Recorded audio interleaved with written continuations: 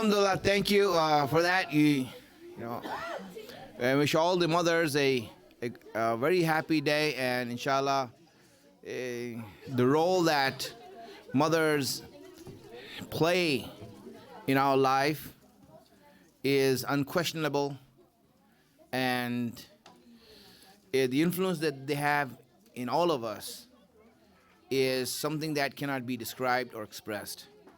So for all of them, let's send a loud salawats.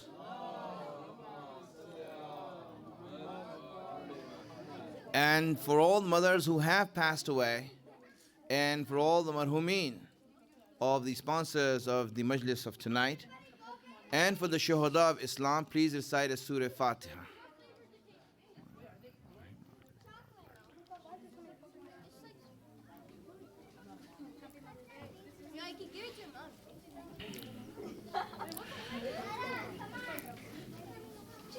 أعوذ بالله من الشيطان الرجيم بسم الله الرحمن الرحيم الحمد لله رب العالمين والصلاة والسلام على أشرف الأنبياء والمرسلين سيدنا ومولانا أبي القاسم محمد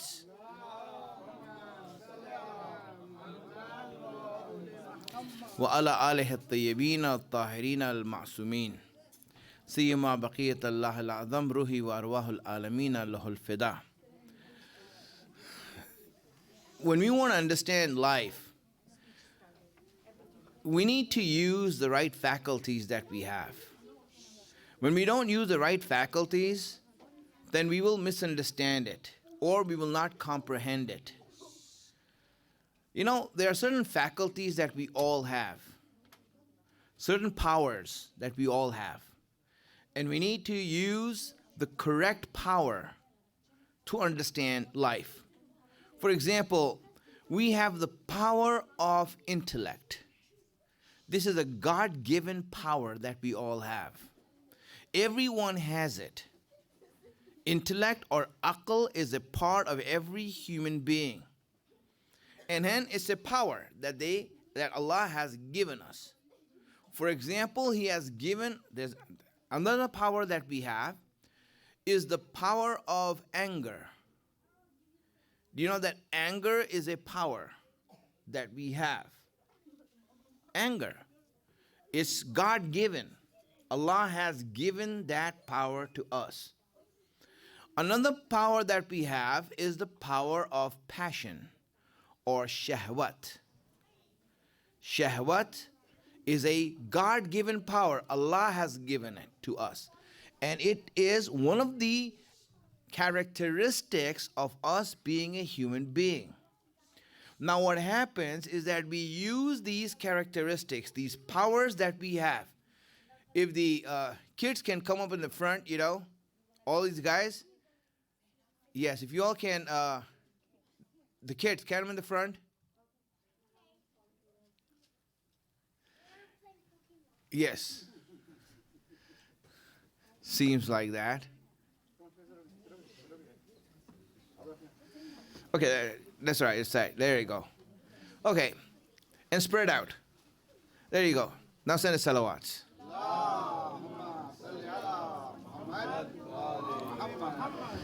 So what happens is that Allah has given us these characteristics, these powers, so that we can use them to grow. Each of these powers has a positive side and a negative side. And that the balance of that is what makes us a complete human being, a better human being. For example, aql. If you look at aql or intellect, you'll see that, for example, the positive side of aql is that we become wise, we become smart. And the negative side of aql is that we become cunning, like in sense of an evil connotation. That's also aql, but it is the wrong side. Or for example, you have anger.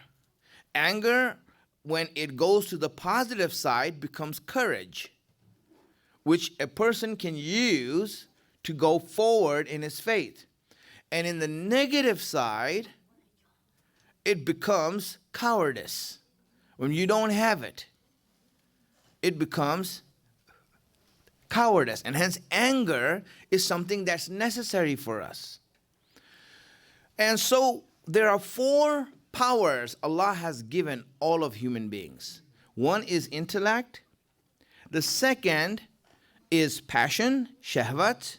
The third is anger. And the fourth one is imagination. We have a power that is known as imagination. Now, when we look at imagination, you will see that this imagination that we have is a power that we have to comprehend things, to understand things, certain things, not everything, certain things. Aql is there to understand certain things, and imagination is there to understand certain different things. Intellect is used to understand things that are concrete, things that are certain. For example, you want to understand 1 + 1 is 2. You don't use your imagination for it, you use your intellect for it. You use your intellect for that. Now, in order for you to use imagination, you don't use it for this purpose. We need to understand why Allah gave us imagination for. You know what is imagination used for? You have a power, you all do. But it's just that as adults, we are discouraged to use it. Because someone who uses imagination as an adult is looked upon as someone who is, you can say, daydreaming, irresponsible. People who speaks carelessly. Because when you speak of imagination, for example, there's a person who's living in his dreams. I want to achieve this. I want to have this. When you look at that, and a person like that, when you meet someone like that, he says, oh, this person is always dreaming. You know, he's not living in a world of reality. Now, when you look at certain things, and because of the fact that we don't use imagination, there's certain things we don't comprehend and we don't believe in. Now, let me give an introduction to that. I'm not going to give a lot of speech today because we're already late, so I am going to end in 15 minutes. And we'll end on time. But from tomorrow, inshallah, I will explain in detail because we won't have the extra programs that we had today, right? We will do something else. But right now, I just want to give this introduction so that we can move forward because we won't understand what life is. And I told you how important it is to understand life because none of us know what life is. I can assure you, none of you know what life is because you have never heard it. You heard it in different angles, but you never heard it. And what I told you before, if a person knows what life is, then everything, every idea in his mind changes about everything that he has an idea about. Every opinion of yours will change if you know what life is. And that's why what we want to know. And in order to know that, you need to use the power that Allah has given you. And that power is the power of imagination. As children, when you are a child, for parents, when you have little children, we are told in hadith that you should teach your children this phrase as a toddler. When your children are toddlers, teach them this phrase. It's called La hawla wa la quwwata illa billah. Right? La hawla wa la quwwata illa billah.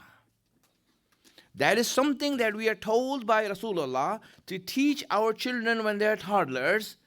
This phrase and this idea, La hawla wa la quwwata illa billah. There is no power except for Allah. Now, what does this statement mean? And why are we teaching this to toddlers? Why are we teaching this to kids? You see, when you look at the phrase, you're talking about Allah's power. How much is Allah's power? What is Allah's power? The first thing comes, Allah is powerful. How powerful? How much powerful? Can anyone define that? Can anyone answer that? How powerful is Allah? He is all powerful, right? Now, what does all powerful mean? How much is that? Can you put a quantity on that? So it is something that what we call infinite. It is infinite. Allah is powerful to the power of infinity. Infinite. Really infinite. Okay? Allah has power to the infinite. Why are we teaching an infinite concept that is something so vague and so ambiguous to the intellect, to a child? Why are we giving him that concept? Allah is so powerful you can't even imagine it. Why are we giving that to a child? We are told to give it to a child. Because you see, before the child starts using intellect, the first thing Islam encourages is for the child to use his imagination. Use your imagination first. Intellect will come later. Imagination is there to understand certain concepts that intellect cannot. Your aql cannot understand certain concepts. Concepts that have to do with infinity. Anything that's infinite, your mind cannot grasp it, cannot comprehend it. How many scientists have understood how big is space? If you ask scientists, how big is space? Right? There is no answer. Why is there no answer? Because they're looking at it from the point of view of intellect. They're looking at it from the point of view of intellect. That's where they're looking at it. They're not looking at it from the point of view of imagination. That's why you see that concept of space or the concept of time. Just imagine, when will time end?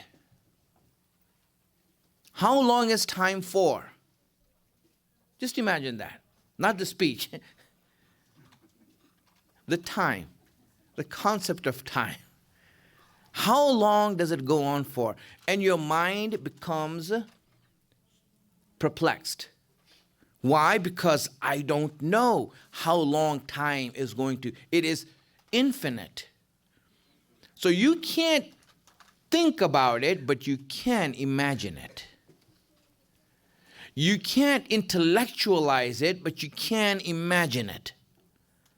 Certain concepts intellect cannot understand that only imagination can understand.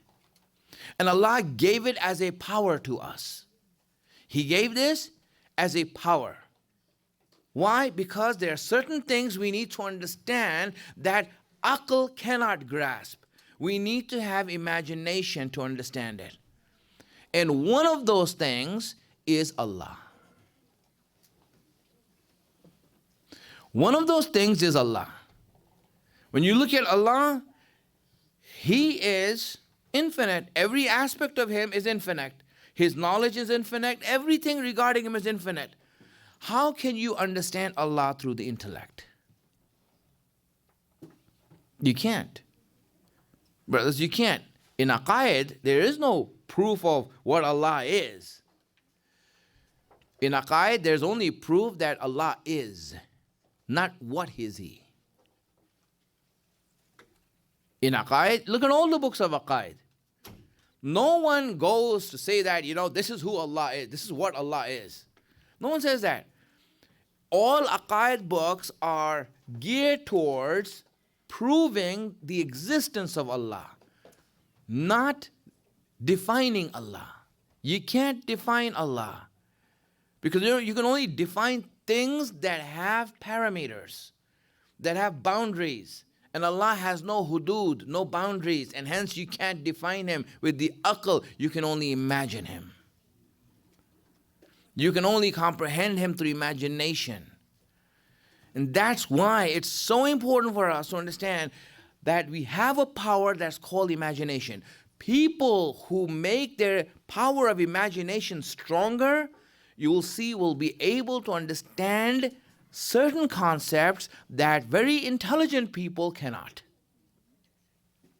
That's why you have very educated and intelligent people who are unable to fathom the idea of God. Because how can you have an infinite God? It doesn't make sense to have an infinite God. Why can't we have why can't we? Because it doesn't make sense. There is no logic behind it. But the issue is that, why are you looking at it like that? See from the point of view of your imagination, which is also a faculty that you have. Why can't you use that? Because here's why. When we were told to encourage children to use their imagination, it was to encourage them to use it.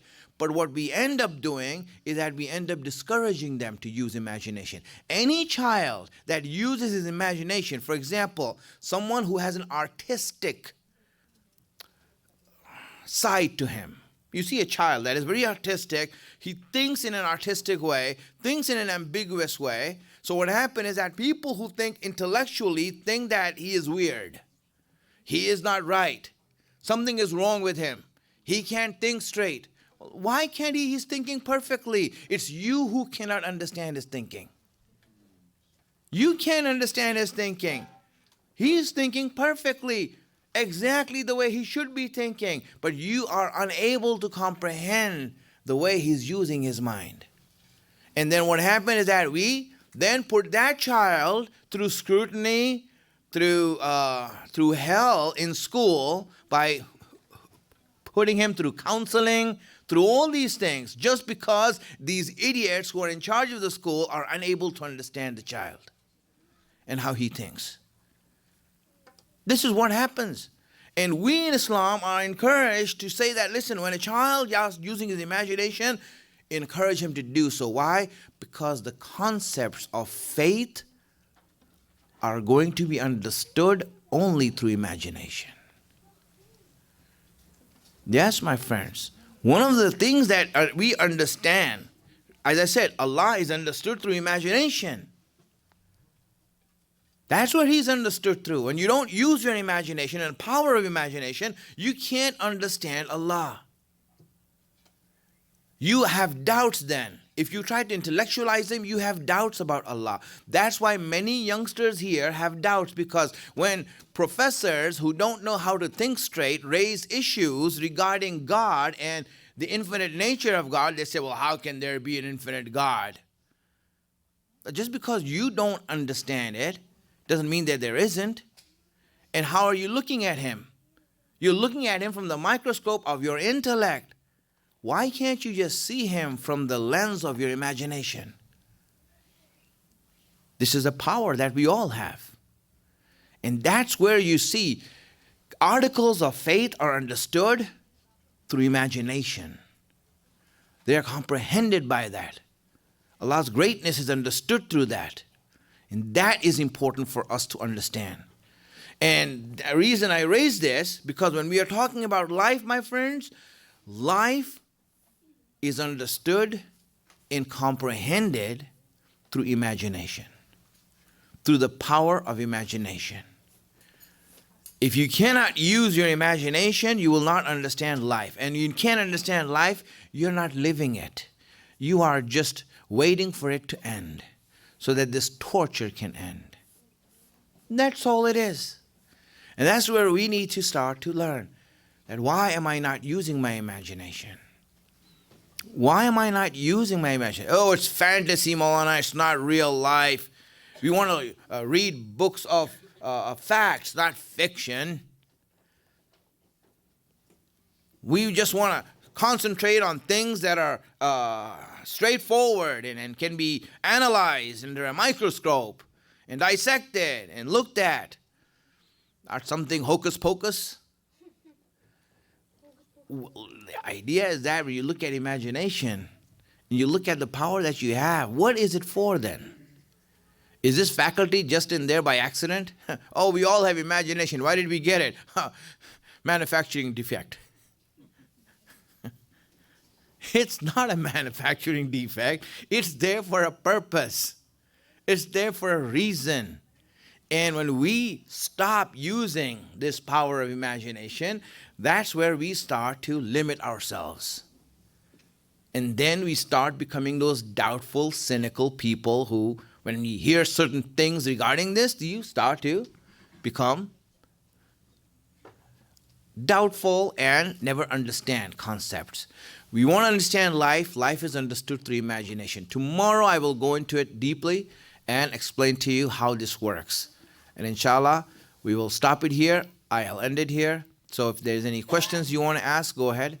I'll answer some questions before we end. Yes. Yes. Okay, so isn't imagination a infinite thing? No. See, imagination is meant, it's a thing that we all have. We all can imagine. For example, let's say if I ask you, think about it.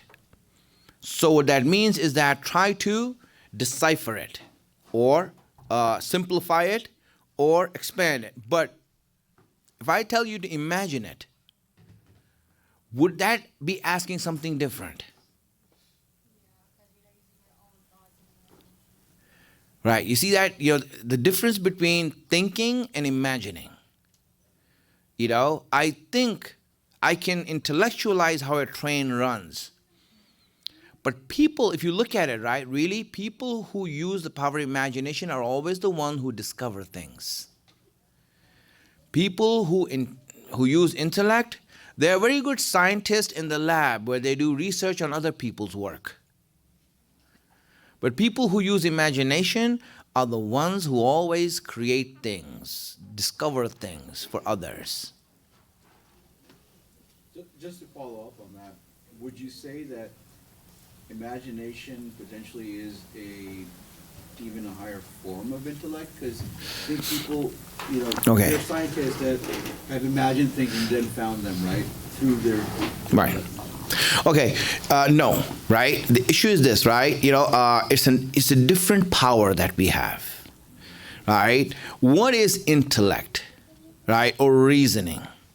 Reasoning is, again, in short and in brief, it is the ability to put together what you know to find out things that you don't know. That's what it is. The ability where you can take ideas that you know and you can put them together to find out something that you don't know. For example, A equals B and B equals C. So you say A is equal to B and B is equal to C. So, okay, I can put these two things together and say that A is equal to C then. How did I come with that? Intellect. I can use a premise that I have, use that premise to reach something that was unknown to me. Is intellect. Right? No, we're not talking about that. What we're talking about is that not having any premise and not having any proof and thinking and then trying to go to the unknown without having any proof or without having any premise behind it. You see, we need power for that. For example, if I told you to think about Jannat, and Allah says it, right, in the Quran, so many places He uses description of Jannat, He uses description of Jahannam, heaven and hell. But when you look at those descriptions, tell me, how many of you can actually intellectualize it and say, okay, Allah is trying to give you or describe to you something that is completely unknown to you. Let me make it simple for you, right? Have you ever eaten a sitafal? Yeah. Okay. Youngsters, I'm asking. I know these guys are from India. Have you ever eaten, for example, okay, a kuhu? Have you ever eaten a kuhu? No, right? You have never eaten a kuhu, right? Now, let's say you have never eaten a kuhu and never seen one also, and you can Google it up, later. But still, Google can show you a picture, and I can tell you, hey, listen, kuhu tastes like a mango, right? It tastes like a mango. Now, no matter how much I describe it and how eloquently I describe it, can you get the exact taste? You can't. So, what am I appealing to? Am I appealing to your intellect or your imagination? No, not intellect. There's no intellect in here. What intellect are you using? I'm just saying that it's like a mango. Okay? But is it a mango? No, it's not. but it's like one. Okay. See, now this idea that you have, did you get it by deducting it, or did you get it by using the power of imagination? An idea that you have. This is imagination. This ability for you to know the unknown without having any premise. Intellect can only use what is known to reach the unknown. That's why we can use creation to reach the Creator, to know that He is there. But can you deduct what He is? No. You can't. The only thing that helps you to understand Allah is imagination. That you can have an idea that you can believe in. That's why faith is really ideas that we have found through our imagination. It becomes real for us. And that's where you see we put our faith in. Imagination is important. It's an important aspect of our life that we and the whole society discourages us to use. And Islam is encouraging us. Use your imagination. Use it as much as you can. Why? Because it is what makes you start becoming a believer. And the reason I'm discussing this is because we want to learn about life. You will see that in order to understand life, imagination plays a huge role in knowing what life is. All right, very good. So inshallah, we will end here. Yes, there is a request for dua, before I forget. Request for dua from a sister whose son is sick and ill, specifically, and all the mu'mineen and mu'minat who are ill and sick. We'll recite Amma Yujib 5 times and ask Allah subhanahu wa ta'ala to give them shifa. Bismillah ar-Rahman ar-Rahim. Amma yujibu al-muttarra idha da'a wa yakshif as-su'. Amma yujibu al-muttarra idha da'a wa yakshif as-su'. أما يجيب المضطر إذا دعا ويكشف السوء أما يجيب المضطر إذا دعا ويكشف السوء أما يجيب المضطر إذا دعا ويكشف السوء اللهم صل على محمد وآل محمد.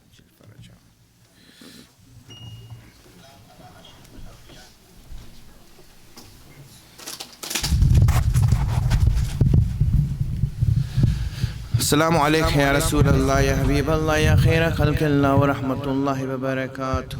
السلام عليك يا أبا عبد الله ابن رسول الله. السلام عليكم يا حسين أيها الشهيد بكربلاء ورحمة الله وبركاته. السلام عليك يا صاحب العصر والزمان. السلام عليك إمامنا إمام إنس والجان. أجل الله تعالى فرجك وسهل الله تعالى مخرجك وظهورك. السلام عليكم جميع المعصومين ورحمة الله وبركاته.